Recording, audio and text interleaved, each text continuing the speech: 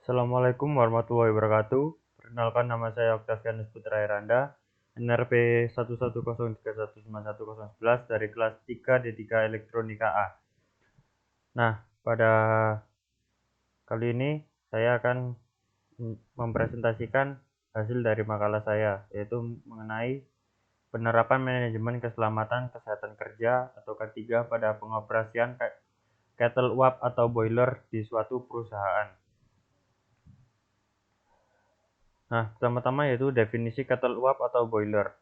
Kettle uap merupakan suatu alat yang dibuat untuk dapat memproduksi uap, dan uap yang dihasilkan digunakan di luar kettle uap. Misalnya untuk keperluan laundry, kitchen, keperluan air panas dalam suatu ruangan, dan lain sebagainya. Uap yang dihasilkan oleh kettle uap tersebut merupakan hasil penguapan air dari kettle uap dengan pemindahan panas melalui pipa-pipanya. Pada dasarnya, kettle uap terdiri dari sebuah bejana yang berisi air, sejumlah pipa-pipa yang merupakan laluan bagi gas panas, dan energi panas dipindahkan dari gas panas tersebut ke air dalam bejana. Lalu, bahaya yang dapat muncul di kettle uap atau boiler. Bahaya fisik yang dapat terjadi antara lain peledakan kettle uap, terjatuh, dan terjepit di dalam kettle uap saat perawatan. Yang kedua, bahaya kimia, antara lain terkena gas berbahaya seperti uap panas yang dihasilkan oleh kettle uap itu sendiri dan terkena bahan kimia berbahaya.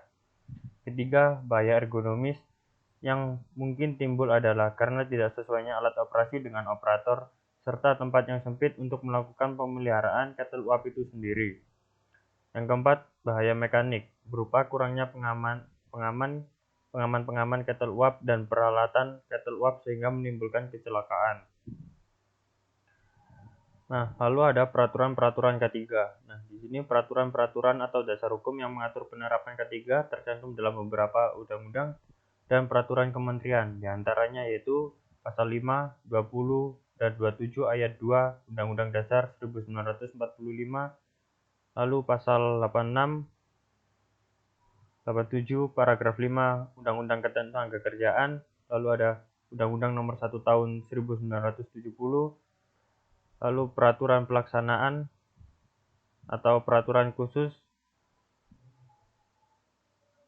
Permen dan SE, dan masih banyak lagi, dan PP. Dasar hukum penerapan K3 pada boiler. Pada peraturan Undang-Undang UAP tahun 1930 telah dibahas mengenai kettle uap, yang meliputi pengertian dan jenis-jenis kettle uap serta membahas tentang peraturan operator kettle uap. Pada peraturan tersebut, tertulis ada dua kualifikasi operator yang dapat menjalankan kettle uap, yaitu operator kelas 1 dan operator kelas 2.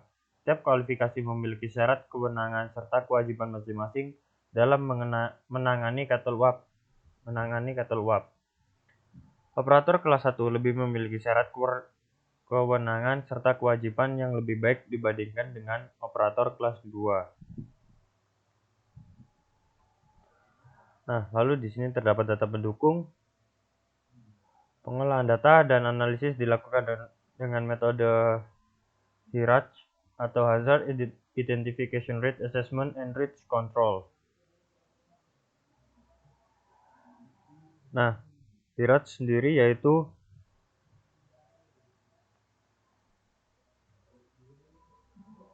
metode manajemen risiko melalui proses identifikasi, penilaian risiko, dan ada dari suatu aktivitas rutin maupun non-rutin.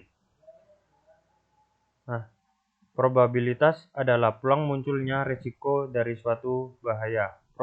Probabilitas terbagi dari 5 level yang dimana ditunjukkan dalam kode angka 1 sampai 5. Nah, kode 1 ini menunjukkan frekuensi terjadinya paparan lebih dari 5 tahun sekali atau sangat jarang terjadi. Lalu terdapat kode 2 menunjukkan paparan bahaya dan dapat terjadi 1 sampai 5 tahun sekali atau jarang terjadi. Kode 3 menunjukkan paparan bahaya dapat terjadi 6 sampai 12 bulan sekali. Kode 2 menunjukkan kode 4 menunjukkan paparan bahaya dapat terjadi 4 hari sampai 6 bulan sekali atau sering terjadi. Kode 5 menunjukkan paparan bahaya dapat terjadi 1-14 hari sekali atau sangat sering terjadi. Nah, di sini terdapat konsekuensi. Nah, konsekuensi ini ditunjukkan melalui kode A sampai E. Nah, di dalam kode A ini konsekuensinya sangat kecil. Lalu kode B konsekuensi kecil, C konsekuensi medium, kode D konsekuensi besar, dan kode E konsekuensi sangat besar. Nah, dapat dilihat dari data pendukungnya di sini terdapat kecederaan, kematian, cedera, kondisi serius, atau berakibat cacat. Nah, di sini pencemaran lingkungan lebih dari 200 liter dan merugikan hingga sebesar 10.000 US dollar. Nah, di sini skala probabilitasnya sangat tinggi sehingga konsekuensi yang ditimbulkan sangat besar. Lalu kondisi serius atau berakibat cacat. Kondisi serius atau berakibat cacat 100-200 liter. Kerusakan yang didapatkan yaitu sebesar 5.000 sampai 10.000 dolar. Nah, di sini probabilitasnya pada kode 1 yaitu M2 dan kode 2 M5. Nah, di sini resikonya medium. Lalu pada 6-12 bulan resikonya sangat tinggi. Dan pada kode kelima yaitu 1-14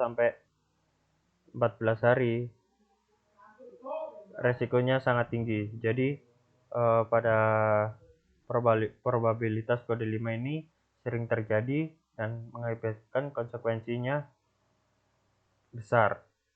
Lalu ada cedera kondisi serius, pencemaran lingkungannya 50-100 liter, kerusakan yang didambakan yaitu mencapai 1.000-5.000 US dollar. Nah, di sini pada kondisi lebih dari 5 tahun yaitu kondisinya sangat rendah. Lalu pada 1-5 tahun kondisinya medium pada tingkat 1. Lalu pada 6-12 bulan juga tetap medium tapi pada kondisi 3 dan seterusnya. Nah, konsekuensinya di sini medium dan seterusnya dapat dilihat dari data pendukung. Lalu penerapan K3 pada boiler. Nah, di sini terdapat 3 yaitu pengendalian bahaya fisik, tindakan pengendalian bahaya mekanis, dan tindakan pengendalian untuk bahaya listrik. Nah, pengendalian bahaya fisik pada saat pengoperasian boiler dapat dilakukan dengan pemakaian APD yang benar dan tepat, penyediaan kotak P3K di area kerja, serta memahami dan memantau area kerja.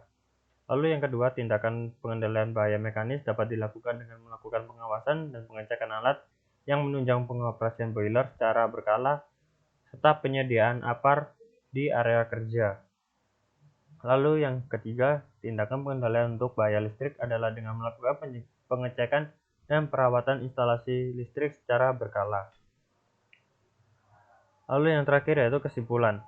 Nah, kesimpulan di sini saya memasukkan 2 yaitu Undang-Undang UAP tahun 1930 yang membahas mengenai kettle uap serta Peraturan Menteri Tenaga Kerja Nomor 1/1988 yang membahas kualifikasi dan syarat-syarat operator pesawat uap, merupakan suatu cara untuk mengurangi resiko kecelakaan kerja yang kemudian dirangkum menjadi suatu standar operating procedure atau SOP di perusahaan. Lalu yang kedua yaitu kegiatan pemeriksaan dan pengujian kettle uap setiap 3 bulan dilaporkan kinerjanya pada rapat P2K3. Dengan adanya pelaporan pada rapat P2K3 dapat mengawasi pelaksanaan K3 di bidang kettle uap di lingkungan kerja, sehingga pencegahan timbulnya risiko kecelakaan kerja khususnya pada kettle uap dapat dievaluasi. Nah, sekian presentasi yang dapat saya sampaikan. Apabila ada kurangnya, saya mohon maaf yang sebesar-besarnya. Saya ucapkan wassalamualaikum warahmatullahi wabarakatuh.